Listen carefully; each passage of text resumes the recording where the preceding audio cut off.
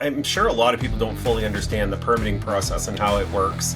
We can't just go out and disturb the environment. We have to lay out step by step what we're planning on doing and where we want to go. So I'll be heading up to Kirkland Lake in a couple of weeks to visit with the Matachewan First Nation and Beaver House First Nation, who are our closest First Nation partners. Basically go through, are there any concerns or is there anything going on?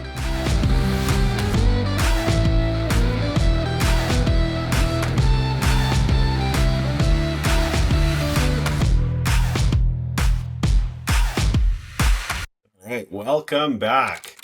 We are now into February. Snow is fully set in. Winter is officially here.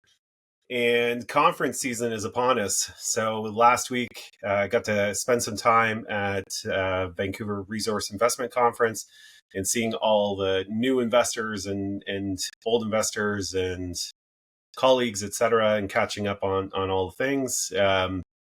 So VRIC was a great conference this year. It was very busy. Lots of new faces, lots of interest in the space, and we were just chatting and having gold at an all-time high is obviously helping with things going on. So overall, great conference. Good to connect with people and new investors. And yeah, the guys have been busy, and I'll let Mike and Drake kind of take you through what we've been up to this last couple of weeks. Yes, up here in Bracebridge and Muskoka with the enormous piles of snow around.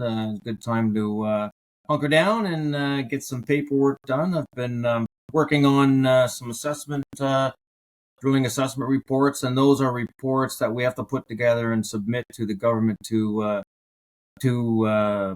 submit all our expenses for exploration programs so we can get credits to apply to our claims and keep them in good standing. So that is an ongoing commitment that you have to do for drilling and soil sampling and any type of exploration. You got to submit an exploration technical report and submit all your invoices so you can get your assessment credits. So I've been working on that, and Drake and I are starting to put together an exploration program for next year, next summer, spring. And Drake, take it away if you want to talk a little bit about that. Yeah, sure. Yeah, we're just starting to kind of put our heads together to plan out this summer. What is the best, most cost-effective way to build off of what we did last summer? And get that next level of information. So, last summer we spent a lot of time on Kirkland Lake West, or KL West there on that property. And that's where the majority of the soil sampling was, a lot of the mapping and prospecting.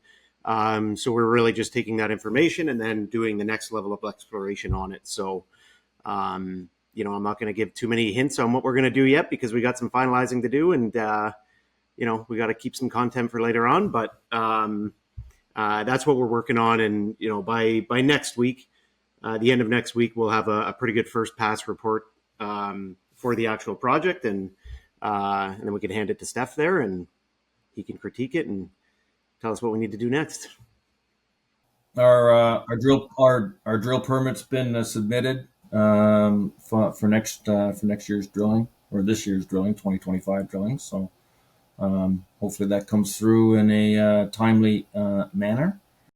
Let's work through that a little bit. So I'm sure a lot of people don't fully understand the permitting process and how it works. So just to kind of give an overview of it, we can't just go out and disturb the environment. So we're not allowed to just punch a bunch of holes in the ground wherever we feel like or want to. So basically what we need to do is we have to lay out step by step what we're planning on doing and where we want to go. And so this most recent permit application that we've gone through is for the KL West side to cover any of the areas that we have interest for drilling. And so basically it looks at all these different areas. We put all the holes where they could potentially go and the overlaps. And then they get sent out to any of the First Nation groups or any environmental concerns, anybody who might want to take a look at those things. And they have 30 days to basically go through, take a look at it. And then we discuss back and forth if there's anything going on. And so I'll be heading up to Kirkland Lake in a couple of weeks to visit with Matachewan First Nation and Beaver House First Nation, who are our closest First Nation partners that are in the area, and basically go through, are there any concerns, or is there anything going on? Because of the limited impact that's expected, there's very little environmental impact with this type of drilling program. We're not expecting any issues, and so it's just a matter of going through the paces and coming out the other side so that we can execute on that drill program, which is kind of the next steps that are going to be occurring, which we'll get into in more detail in the future. But yeah, that's anything to add, guys, on that, or does that kind of cover permitting in general? Permits are submitted to the Ministry of Mines, and then they are ultimately approved by the Ministry of Mines. You have to get sign off from First Nations though too. So. And like Steph was saying, any public like environmental groups or individuals can comment on these too, because it's a public bulletin that they put it on, and so they're allowed to make comments on it. And then the Indigenous groups are also allowed to weigh in on that. And what we need is both approvals before it gets sent back to the Ministry of Mines, and then they get the actual final sign off it once everybody has approved. The Ministry of Mines has the power from the as the environmental part of it.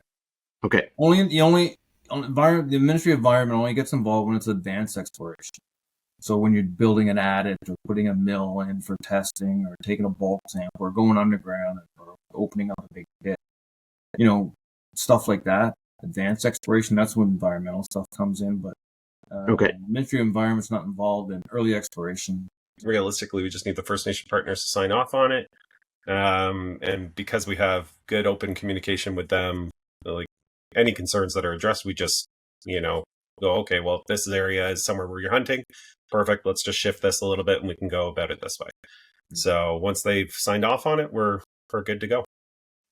All right. Well, that pretty much sums up this week and what's been going on the last couple of weeks. Stay tuned for that approval of the permit, which will basically greenlight our next phase of exploration in the next few weeks. So we'll know exactly, what's going on. And in the meantime, we'll have an update kind of on next steps and what we're expecting. So stay tuned and we'll see you soon.